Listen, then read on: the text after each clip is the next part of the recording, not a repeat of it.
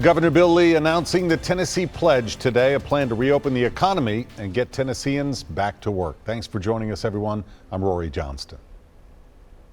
And I'm Carrie Sharp. We are all navigating this together, and News Channel 5 is committed to keeping you informed every step of the way with a series that we're calling The Rebound. News Channel 5's Chris Davis is digging into the details of the governor's plan for our state. And Chris, how is this all going to work?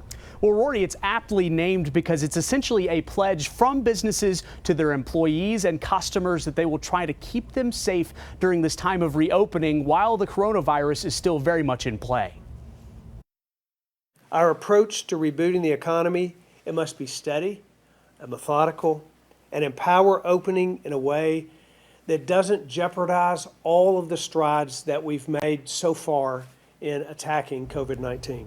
So here's how it works. On Monday, restaurants will be able to open back up at 50% capacity. The state asked restaurants to keep tables 6 feet away and for only 6 people per table. They're also asking employees to screen customers with just some threshold questions to make sure that they don't have symptoms. Retail stores can reopen on Wednesday, also at 50% capacity. They're asking retail employees to use gloves and masks and consider using curbside pickup whenever possible and offer special shopping hours for the vulnerable. But because this is a pledge and not a mandate, law enforcement and health departments will not be enforcing these guidelines. The governor says he has no problem with that. We think that the consumers will enforce them, the business community itself will enforce them, the industry groups that have influence and impact and develop guidelines for industries. That's how this is going to be enforced.